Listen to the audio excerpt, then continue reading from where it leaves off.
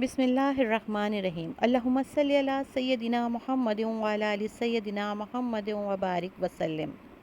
حضرت عبداللہ بن عمرو بن عاص رضی اللہ تعالیٰ عنہ سے روایت ہے، رسول اللہ صلی اللہ علیہ وآلہ وسلم نے فرمایا، میری طرف سے لوگوں کو احکام الہی پہنچا دو، اگرچہ ایک آیت ہی ہو، اور بنی اسرائیل سے بیان کرو، اس میں کوئی حرج نہیں، اور جو مجھ پر جان بوجھ کر جھوٹ بولے وہ اپنا ٹھکانہ جہنم میں بنا لے۔ دوستوں، اس حدیث مبارکہ میں قرآن و حدیث کا علم حاصل کرنے اور پھر اسے آگے پھیلانے کی تاکید ہے۔ جس کو تھوڑا یا زیادہ جتنا بھی علم ہو وہ اس کی تبلیغ ضرور کرے۔ حتیٰ کہ کسی کو کسی ایک آیت کا ہی علم ہے، یعنی کسی ایک حکم الہی سے وہ آگاہ ہے، تو اس کی ذمہ داری ہے کہ لوگوں کو بھی اس سے آگاہ کرے۔ دوستوں، آج میں آپ کے ساتھ ہدایت اور علم کے حوالے سے احادیث شیئر کروں گی۔ حضرت ابو موسیٰ رضی اللہ تعالیٰ عنہ سے روایت ہے کہ نبی کریم صلی اللہ علیہ وآلہ وسلم نے فرمایا، اس ہدایت اور علم کی مثال جس کے ساتھ اللہ نے مجھے بھیجا، اس بارش کی مانند ہے جو کسی زمین پر برسی، چنانچہ اس زمین کا ایک حصہ عمدہ تھا، اس نے پانی کو اپنے اندر جذب کیا اور گھاس اور کثیر مقدار میں دیگر جڑی بوٹیاں اگائیں، اور اس کا ایک حصہ سخت تھا جو پانی کو فوری طور پر جذب نہیں کرتا، اس نے پانی کو اکٹھا کر لیا، تو اس کے ذریعے سے اللہ نے لوگوں کو نفع دیا، انہوں نے خود بھی پیا، جانوروں کو بھی پلایا اور کھیتوں کو بھی سیراب کیا۔ اور وہ بارش زمین کے ایک اور حصے کو بھی پہنچی جو چٹیل تھا، یعنی ایسا ہموار اور صاف جہاں پانی ہی نہ ٹھہرے، جس نے پانی اکٹھا کیا، نہ کوئی گھاس اگائی۔ چنانچہ یہی مثال اس شخص کی ہے جس نے دین میں سمجھ حاصل کی اور اس ہدایت سے اللہ نے اسے نفع پہنچایا جس کے ساتھ اللہ نے مجھے بھیجا، بس اس نے خود بھی علم حاصل کیا اور دوسروں کو بھی سکھلایا۔ اور اس شخص کی مثال جس نے اس کی طرف سر اٹھا کر بھی نہ دیکھا اور نہ اللہ کی اس ہدایت کو قبول کیا جس کے ساتھ اللہ نے مجھے رسول بنا کر بھیجا۔ حضرت سہل بن سعد رضی اللہ تعالیٰ عنہ سے روایت ہے کہ نبی کریم صلی اللہ علیہ وآلہ وسلم نے حضرت علی رضی اللہ تعالیٰ عنہ سے فرمایا، اللہ کی قسم، تیرے ذریعے سے کسی ایک آدمی کو اللہ تعالیٰ کا ہدایت دے دینا تیرے لیے سرخ اونٹوں سے بھی بہتر ہے۔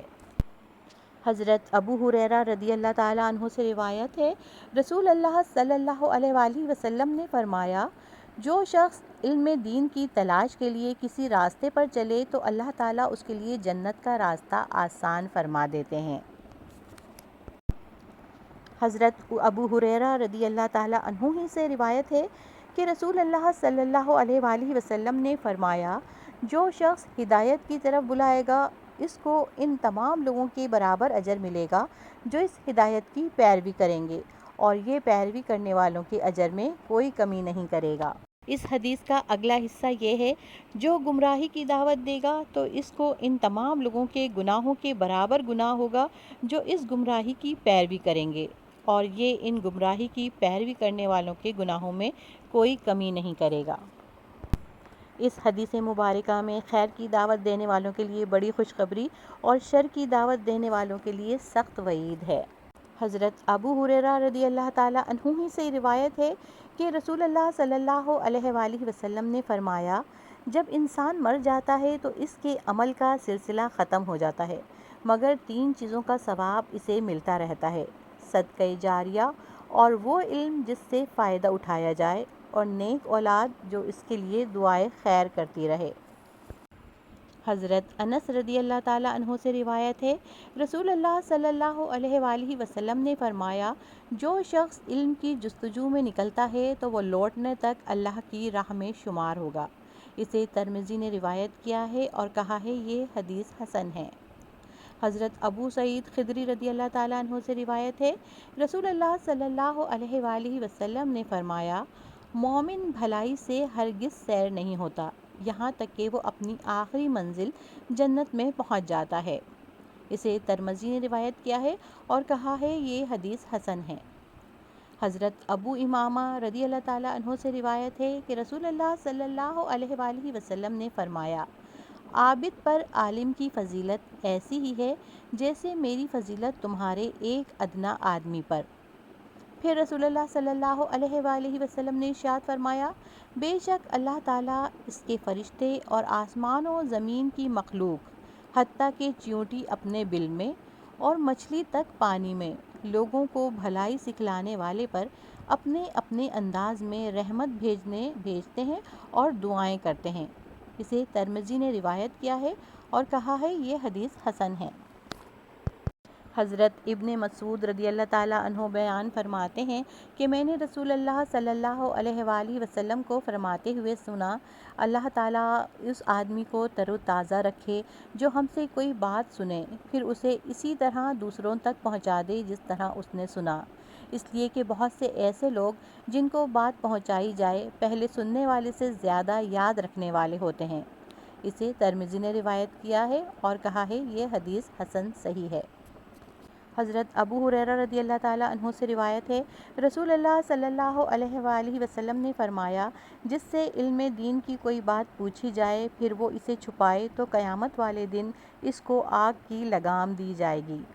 اسے ابو داؤد اور ترمذی نے روایت کیا ہے اور ترمذی نے کہا ہے یہ حدیث حسن ہے۔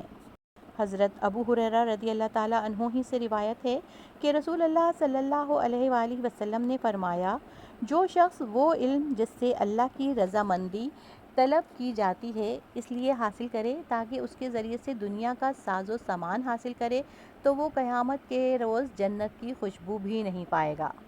اسے ابو داؤد نے صحیح سند سے روایت کیا ہے۔